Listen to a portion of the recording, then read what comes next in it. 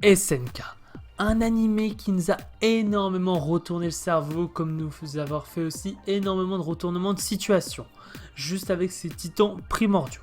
Et c'est pour ça aujourd'hui que je suis là devant vous, pour vous parler des titans primordiaux, les titans les plus puissants.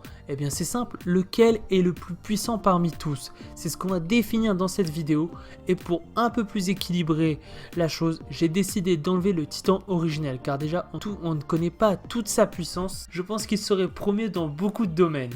Bon allez, on lance la vidéo directement. 80% des gens qui regardent les vidéos ne sont pas abonnés. T'as juste à cliquer en dessous, c'est juste là.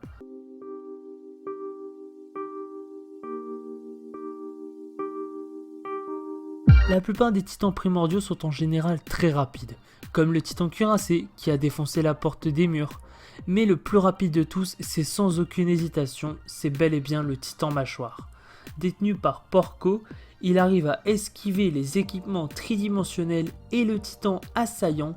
Même si à la fin il se fait avoir, il n'était pas prêt à une attaque surprise. Il peut grimper partout et bondir très haut, ce qui en fait un des plus rapides.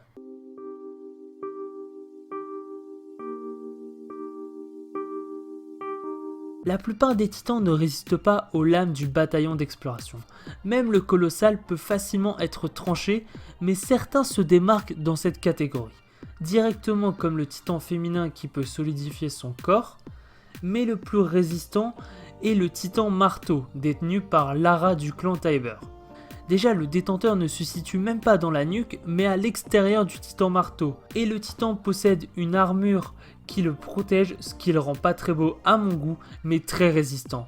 Et même dans l'animé, Eren a dû avoir besoin du titan mâchoire pour briser la protection de Lara Tiber.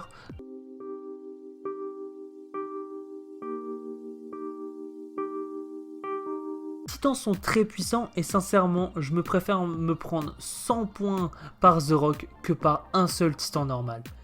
Et celui qui gagne haut la main dans cette catégorie, c'est le titan colossal détenu par Armin. Car je pense que si il avait le temps de mettre un point au sol, tout un quartier s'effondrerait. Déjà juste à l'impact de son explosion sur Revelio, il peut rayer plusieurs quartiers en un instant.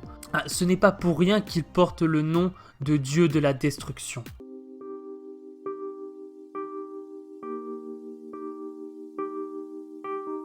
Très peu de titans sont agiles, ils se contentent juste de courir droit devant eux. Mais un se démarque avec son agilité juste inégalable. C'est le titan mâchoire. Il peut esquiver des équipements tridimensionnels et même réussir à surprendre Eren. Eren serait mort si Levi ne serait pas intervenu.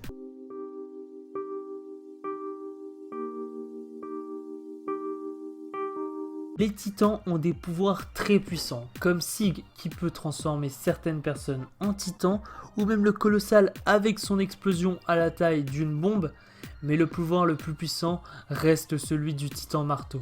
Il peut générer des lances, des haches, des épées, il peut même envoyer des pics depuis le sol, une véritable arme à titan.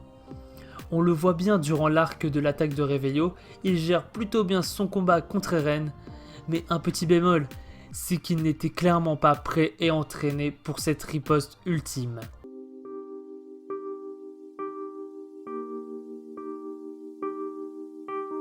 Cela dépendra beaucoup du détenteur, mais les titans primordiaux sont en général très intelligents contrairement aux titans de base.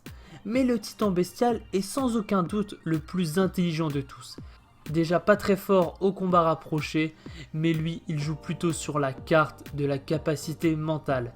C'est l'un des titans qui sait le mieux parler et utiliser ses capacités physiques à merveille. Dans l'arc de la reconquête du mur Shiganshina, Sig a éradiqué le bataillon d'exploration juste avec des cailloux et de très bons lancers de baseball.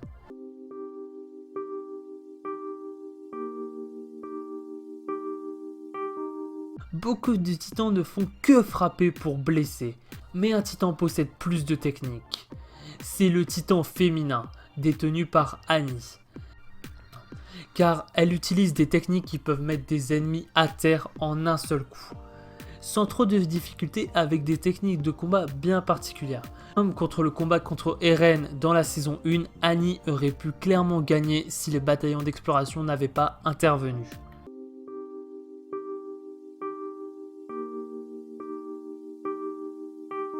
Les titans sont très peu discrets et assez visibles quand ils se sont transformés, mais pas le titan charrette. Il lui suffit d'être dans une forêt dense pour être invisible à l'ennemi, sans se faire repérer.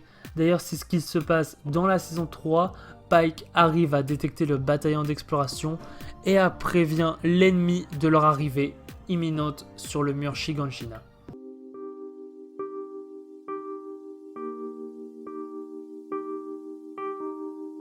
Ils sont tous très impressionnants et j'espère ne jamais en voir un réel en face de moi. Et l'un de ces titans se démarque directement parmi les autres. C'est bel et bien le titan Colossade, possédé par Armin avec ses 60 mètres. Il est directement visible et quand vous le verrez, on sait qu'il y a de fortes possibilités que vous ne survivrez pas.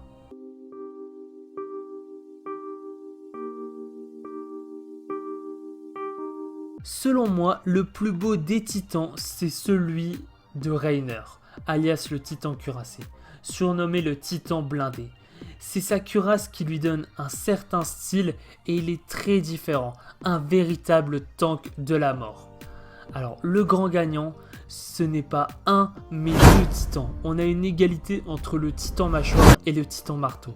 Mais réellement, de vous à moi, on sait tous que c'est le titan marteau, c'est tous que le titan marteau est surpuissant. Mais s'il avait possédé un meilleur détenteur, il serait beaucoup plus puissant que la normale et dépasserait largement tous les autres. On le remarque directement quand Eren a le titan marteau, il arrive à immobiliser à la fois le titan mâchoire et le titan cuirassé en un seul coup et sans aucune difficulté. Après, chaque titan est très utile pour différentes missions. Comme disait Pike, ce sera beaucoup plus utile dans les missions d'infiltration. Ça ne veut pas dire qu'elle est inutile. C'était selon des critères très précis que j'ai sélectionnés. Donc ça peut changer énormément. Et selon vous, quel est le titan le plus puissant et celui que vous préférez? C'était Ciné Show, le cinéman de la situation. Ciao!